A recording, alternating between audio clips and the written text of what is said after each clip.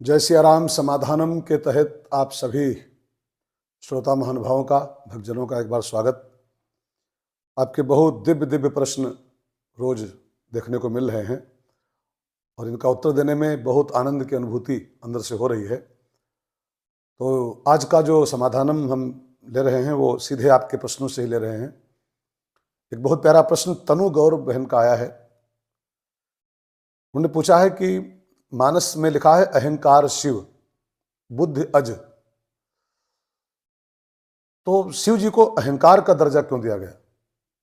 अहंकार शिव माने शिव जी अहंकार हैं, तो शंकर जी को अहंकार क्यों कहा गया? तो आप इस पर गौर करें। अहंकार दो तरीके का होता है। एक होता है व्यष्टि का अहंकार, एक होता है समष्टि का अहंकार। व्यष्टि माने हमारा व्यक्तिगत अहंकार, अपनी वस्तुओं को लेकर, अपनी बुद्धि विद्या को लेकर, अपने पैसे को लेकर जो हमारे अंदर अहंकार पैदा होता है वो हमारा निजी अहंकार है, व्यष्टि का अहंकार, व्यक्तिगत अहंकार। लेकिन शंकर जी जो हैं वो समष्टि के अहंकार है, अहंकार तत्व हैं वो। इसे आप एक बात ध्यान देकर सुने।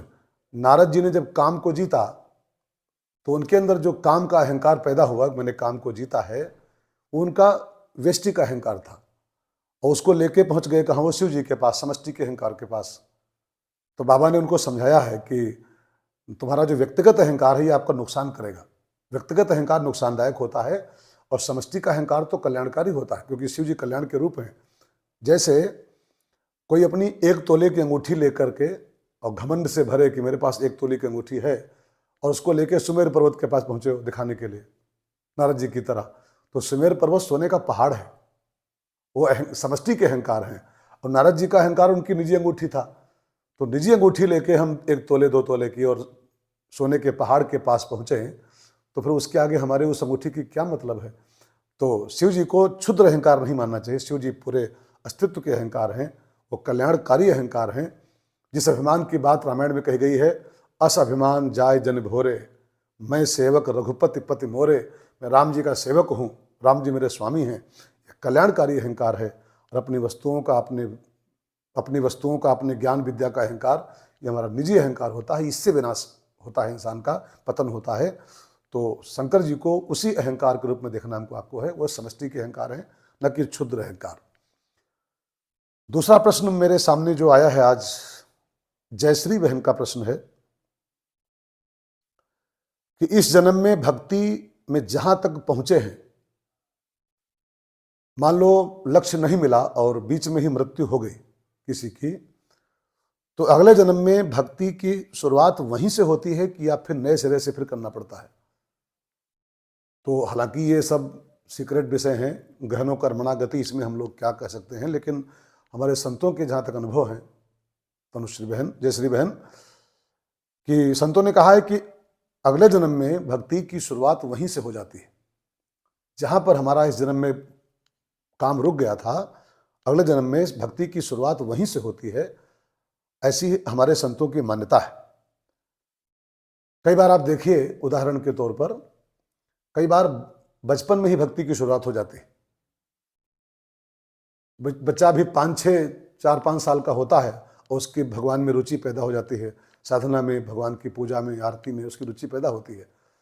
तो अगर माना जाए कि इस जन्म का उसका संस्कार है, नहीं, वो उसका कहीं का रुका हुआ संस्कार था, वो यहाँ आते ही उसका वो पर जुड़ गया और वहीं से उसकी भक्ति स्टार्ट हो गई। तो कई बार ऐसा होता है कि हम जहाँ पर हमारी भक्ति स्टॉप करती है और बीच में मृत्यु हो जाती है, अगले जन्म में वहीं से हमारी भक्ति की शुरुआत होती है।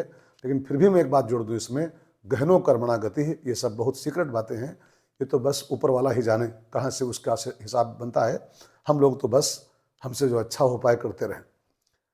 जयश्री बहन के बाद एक प्रश्न मैं ले रहा हूँ, मनीषा मिश्रा बहन का है। अच्छा प्रश्न है, बहुत माताओं बहनों का, बहुत भाइयों का प्रश्न होगा ये, कि सुंदरकांड ऐसे ही पढ़ सकते हैं कि संपुट लगाकर पढ़ें? दोनों बातें इसमें कल्याणकारी हैं। संपुट लगा के पढ़ें तो भी अच्छा है, कोई खराब नहीं है, क्योंकि संपुट जो होते हैं वो कामना की पूर्ति के लिए होते हैं। और संपुट लगा के जब पाठ होता है तो वो भी कल्याणकारी होता है। लेकिन अगर नहीं लगाते हैं तो भी कोई चिंता का विषय नहीं है। हनुमान चालीसा में एक चौपाई है, जो यह पढ़े हनुमान चालीसा, अब उसमें कोई संपुट की बात तो लगाई नहीं कि जो यह पढ़े, जो पाठ कर कोई, तो संपुट लगा लें तो भी अच्छा है, ना लगाएं तो भी अच्छा है। दोनों तरीके से कल्याण ही होता है, उसमें कोई दुविधा और ऊंच नीच की बात नहीं कि संपुट वाले ही कल्याण की प्राप्ति करेंगे और संपुट नहीं तो कल्याण नहीं करेगा। दोनों तरीके से सुंदरकांड कल्याण ही करता है। सुख भवन संशय समन, दवन विषाद रघुपति गुणगना। तो मनीषा मिश्रा जी का बहन का ये प्रश्न था। एक प्रश्न मैं ले रहा हूँ मधुर श्रीवास्तव जी का। आज कई प्रश्नों की एक पूरी लिस्ट आई है। वैसे नियम तो था कि 2 ही लूंगा, लेकिन अब आपके प्रश्न छूट जाते हैं तो हमको बड़ी पीड़ा होती है। तो मृदुल जी श्रीवास्तव हैं, इन्होंने पूछा है कि बजरंग बाण का पाठ रोज नहीं करना चाहिए क्या? हमारी निजी मान्यता है, मैं आपकी आस्था को ठेस नहीं पहुंचाऊंगा जरा भी।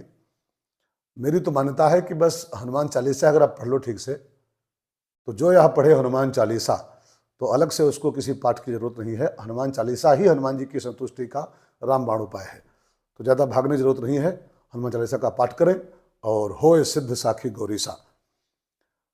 एक प्रश्न विशाल जैन जी का बहुत प्यारा आया है कि क्या दूसरा गुरु बना सकते हैं, क्योंकि पहले वाले गुरु जेल में हैं। तो इसका उत्तर क्या दिया जाए कि अगर पहले वाले गुरु जेल में है किसी कारणवश, तो दूसरा गुरु हम कर सकते हैं। दूसरा गुरु बनाने में कोई हर्ज नहीं है। शास्त्रों में खुला खुला आज्ञा है, अगर गुरु की मृत्यु हो गई है, गुरु चरित्रहीन है, गुरु अपराधी है, तो हम गुरु को चेंज कर सकते हैं। अगर गुरु जेल में किसी कारण बंद है, अपराध का फल भोग रहा है, तो आप कोई सात्विक सच्चा गुरु ढूंढ करके दूसरे गुरु की शरणागति स्वीकार करें, इसमें कोई अपराध नहीं है। एक बहन, एक और बहुत प्यारा प्रश्न किसी भाई ने पूछा है, परम नंदन जी का प्रश्न है, क्या पत्नी को पति वाला ही गुरु करना चाहिए? फिर समझ लें, पति ने जो गुरु किया है, क्या पत्नी को वही गुरु करना चाहिए? अच्छा प्रश्न है। अगर पति वाला गुरु गुरु तत्व के लायक है, अगर पति वाला गुरु है वास्तव में, तो पत्नी को भी वही गुरु करना। नियम तो यही है कि पति पत्नी का गुरु और गुरु मंत्र एक ही होना चाहिए। लेकिन यदि पति वाला गुरु बाई चांस धोखे में वो कहीं गलत जगह कर लिया है गुरु, तो नियम नहीं है कि आप पति वाला ही गुरु करें। मान लो गुरु से गलती, पति से गलती हो गई, तो हम पत्नी भी गलती करें क्या? या पत्नी से गलती हो गई तो पति भी गलती करे क्या? अगर बाय द वे पति ने कहीं गलत गुरु चुन लिया है, गलत जगह फंस गया है, तो पत्नी को चाहिए कि वो दूसरा गुरु ढूंढे और जान के बढ़िया सा गुरु करे। ये कुछ प्रश्न आपके आए थे, उनका यथामति यथासंभव अपने विचारों के अनुसार समाधान करने का प्रयास किया गया है। आप सभी को मेरी शुभकामनाएं। जय सिया राम।